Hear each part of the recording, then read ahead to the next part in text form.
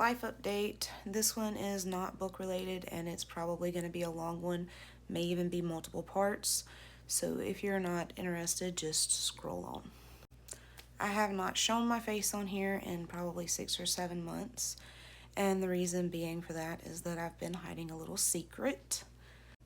Now, I don't usually post anything about my kids or even my family life in general, but especially my kids online. I have a multitude of reasons for that I've touched on previously, but I'm not going to get into here. But here we go. Ah, there she is. Ain't she so pretty? She's got her hand up in front of her face. She's being bashful. So like I said, I do not usually post my kids online. I have not since my oldest was about 2.5. But in hopes of raising awareness and hopefully finding some community and support on here, just like Book Talk has been such a support to me as an author, I am going to let you guys know what's going on. I think it's past time to let you guys know what's going on with our baby, Danielle. So let's back up to the end of last year. And I'm gonna play Sims while I talk because it helps keep me from getting emotional. Back at the beginning of November of last year, we were trying to prepare to become a foster family. My husband and I had been trying to have another baby for a few years and it was not working out. So we decided to become a foster family, and that's a lot of paperwork. It's a lot of getting documents together, home studies, and we were one home study away from getting certified and starting the process of getting our first placement when I got a positive pregnancy test. I've heard so many people say that that's kind of just how these things go a lot of times, and it felt like destiny, like fate. It was such a welcome news. We were so overjoyed. My oldest was obsessed with the idea of having a little sister. She would tell everybody that she didn't care if it was a boy or a girl. She was just happy to have a baby in the family. But we could all tell she really wanted a sister. And we got the early testing done on the blood work. It showed low risk for anything like Downs or anything like that. And it came back positive as a girl. And her first reaction was, "Oh, that's what I actually secretly wanted." And we were like, "We all know, baby. We all know." Other than some pretty extreme morning sickness, bordering on HG, but not really quite enough for a formal diagnosis.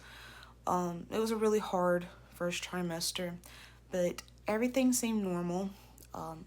Second trimester rolled around, I started feeling better. I got a few weeks of housework caught up. Everything seemed normal. I went to every single appointment. Everything seemed absolutely normal until 22 weeks when we did the anatomy scan. This is not my first pregnancy. I know what anatomy scans should look like, and I know what this looked like. I'm kind of a medical fanatic. I don't know. I watch all those medical dramas and shows. I have a lot of medical issues myself that, I don't know, I'm just kind of obsessed with medical things. It's probably part of my autism. And my doctor walked in afterward and we had a little pleasant chit chat, and I was watching him close because I knew it was coming.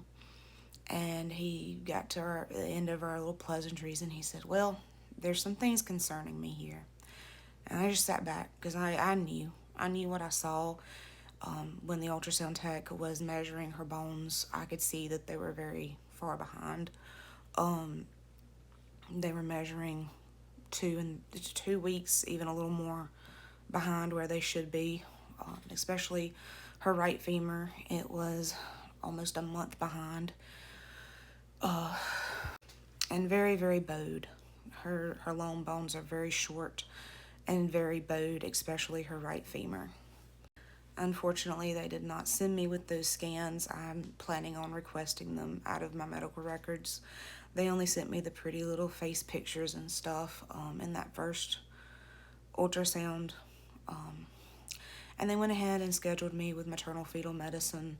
They told me to expect it to take a week or so, but they called me that night and said, "We want to see you 8 a.m. Get here at 7:30. We'll let you in to do your paperwork. We want to see you tomorrow morning. Get here.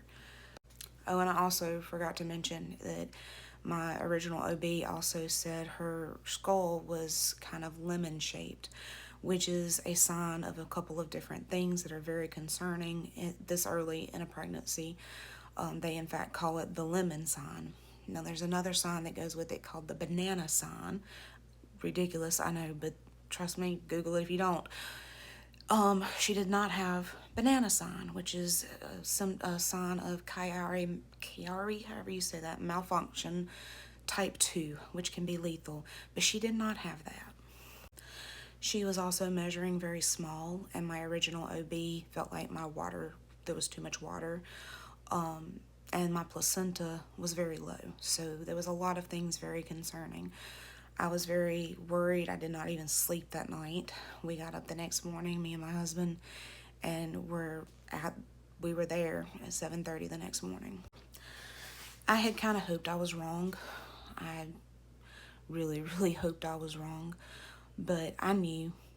In fact, as soon as he told me what he had seen, my original OB, and confirmed what I had thought I had seen on the ultrasound myself, I looked him square in the face and I said, do you think this is OI? Do you think this is osteogenesis imperfecta? Now, I have no medical degree or training, not really, not to brag about, but I have always been a little obsessed with anything medical, just like I'm obsessed with anything book related. It's just one of my hyperfixations of my autism. I basically watched every medical drama there is on TV. I love to read medical research. I used to work in medical research. But he said, no, I do not think so. That's extremely rare, and I've only seen it once in my entire career. And that baby had a lot of fractures. I'm not seeing that. I think this is going to be some other form of skeletal dysplasia. So the next morning we got to the maternal fetal specialist, and we got a lot of blood work done. He did a lot more ultrasounds. Their machine was just a little bit better than what my original OB's machine was. It wasn't that great of a machine. It wasn't like 40 or anything like that. But they were seeing that her limbs, in fact, were very, very short.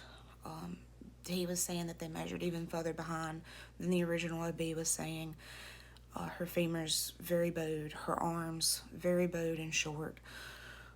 He was, in fact, seeing lemon sign in her skull, and he said that it was very demineralized and very soft. He could push on my belly and see the baby's head compress. So we did a lot of blood work and sent off for genetic analysis, which I've been wanting to have done for so long. And let me tell you why, okay? I'm going to back up even further. So as I've mentioned on this account many times, I am positive, or was positive, I had Ehlers-Danlos syndrome. Even before I had my oldest, who is now almost 6, who shows every sign and symptom, and has been genetically confirmed to have type 2 Ehlers-Danlos, classical-like, which is a mutation on her TNXB gene. But there's a clinical test that they can do that doesn't require genetics, and our general practitioner had me do the in-clinic test where they test mobility. Even though I'm over 35, which is contraindicated, anyway, I digress. But it's called the Batten scale, as you can see. Oh, I only got a pop, but it didn't dislocate. As you can see, I score very high on the Batten scale. I'm not going to bend over and touch the ground right now because I'm technically on pelvic rest and I'm not supposed to do stuff like that. But as you can see, very, very loose skin. Hold on. Very, very, very loose skin, as you can see. Translucent, you can see my veins through my skin. Well, lo and behold, yes, my daughter did get TNXB gene mutation from me. I have classical-like Ehlers-Danlos syndrome, but, drum roll, I also have the gene mutation COL1A2, which causes vascular, cardiovalvular, athero something, 3 different kinds of Ehlers-Danlos it can possibly cause, and I show symptoms of all of them, including congenital hip dysplasia, which is pretty much exclusive to that athero. I cannot say that word. Come back for part 2.